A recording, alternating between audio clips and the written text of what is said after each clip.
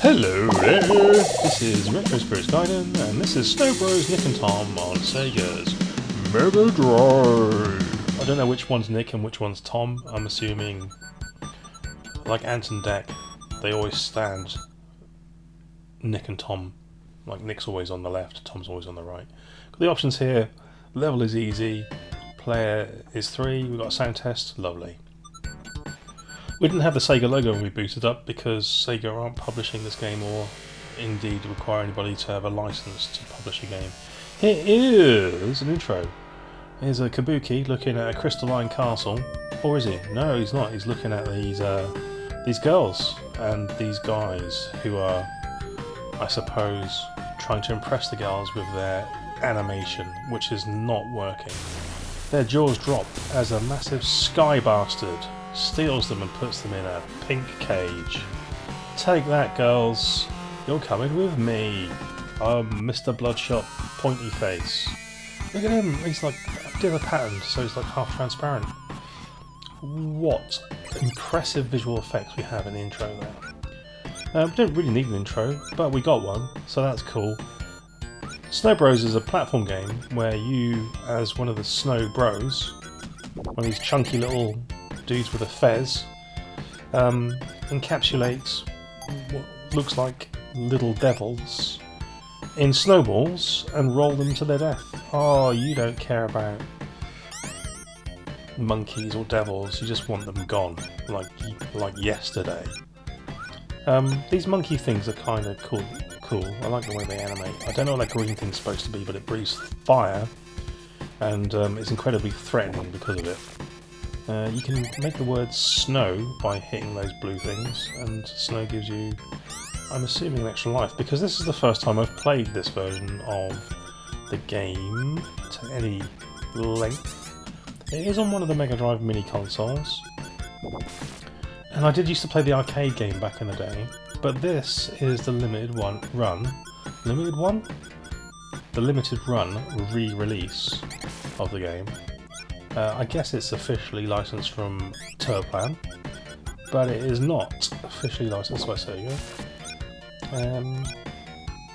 So they've made a cartridge and an instruction manual, and put it in a plastic box with a illustration on the front cover. Oh, they've done stuff to try and earn money out of gullible fools like me. I'm never going to be able to afford to buy an actual copy of Snow Bros. It's probably one of the rarest Mega Drive games ever. Like, I've never seen a copy of this, an actual copy of Snow Bros. I don't think I've even seen it in Japan, when I've been to Japan and the second-hand shops in Japan. Never seen it in a cabinet, as far as I can remember. I've seen some of the other rare Toaplan games, such as Slap Fights. I've seen that in the flesh, and I've seen VV in the flesh. That was not as rare as Slap Fight. But Snow Bros is no-goes. I've not, I've not seen it anywhere in IRL. How does this compare to the arcade version? Well, it's a little bit less colourful. It's got the same tunes from memory, and the animation is very similar. The game plays as I remember it. And being a single-screen platformer game, it's quite addictive. The optimal way to play is probably trap one of the people in the ball at the top of the stage, then kill everybody with one ball roll. That's the way you get maximum points. And indeed, if you manage to do that, you get bonus points, cards falling from the sky for you to collect, what you do in the Switch version. Oh, I forgot to say, yeah, there is an updated version of this game on the Switch, which is a lot cheaper. It plays very similarly, though. Yeah, I like this game. It's a shame that it is so bloody rare, because I'd like a genuine, old school copy of it. It'd be cool. But it's just not going to happen because it's many hundreds of pounds and unavailable. As you play, I mean, you'll notice I've picked up some like sushi. That's all well and good. But there's also power-ups to pick up, including I sort of guess they're potion balls. I've never really known what they're supposed to be, but there's a blue, red and yellow one. And they increase the size of the weapon your character is... I'm going to use the word ejaculating into the world. They increase the size and speed of your ejaculation, which is not a sentence I thought I was going to use at the beginning of this video. Who's this cheeky guy squeezing his head through a porthole on a ship? It's like his eyeballs are going to pop out of his head because he's squeezed his head through the hole so badly. We have the ability to put a passcode in, but I'm just trying to guess a passcode and that one wasn't right. Waste of time really. There's 70, looking at the manual it says there are like 70 stages, and the stages are arranged in batches of 10, and you get a password after you complete 10 stages. Got that sushi. Oh man, can you name all that sushi? I can't. What's the one sushi I know the name of? Onigiri, there we go. Yeah, anyway, it's a fun game. Some of the other power-ups you can get, it's not as diverse as Bubble Bobble, but you can do things like inflate your man and then float around the screen killing things with your massive inflated body. You can do that. I've seen that in here. So that's all fun. Look at his mad feet. His feet are so crazy. Oh, he doesn't know what's happening. He's got like 15 feet, they're so fast. It's like a spider, like a snowman crossed with a spider.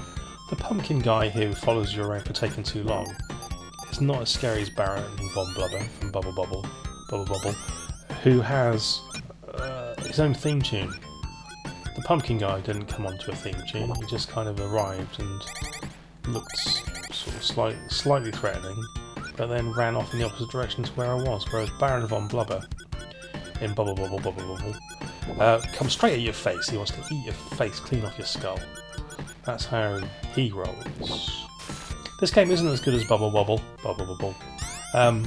but it is good fun. I do enjoy Snow Bros, and I'm glad there's a re-release that's affordable. This was $60, which is equivalent of about £45,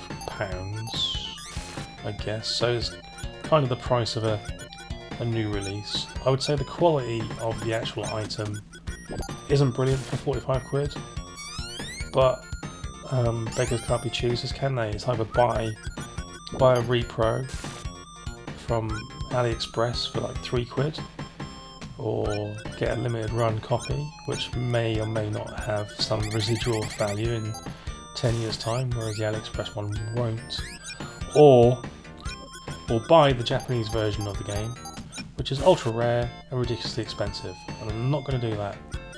So it was limited run all the way, despite their weird front cover. Like, I've done a short on this. I don't like the front cover much, but I do like the game. So the game's thoroughly recommended. Whether you think it's worth 45 quid or not is down to you. You will get charged some postage on that, like it will be like 8 quid postage, £8 English. So it's not a cheap way to get the game. I suppose you could download the ROM, that'd be the easiest way. Or play it on the Megadrive Mini, that's also easy, and sounds and looks probably, I would say 99.9% identical to this. If there is a difference, I don't know what it is. Maybe some interpolation errors on the background. Maybe the pixels are quite square or something in the emulated version. I don't know. I'm guessing.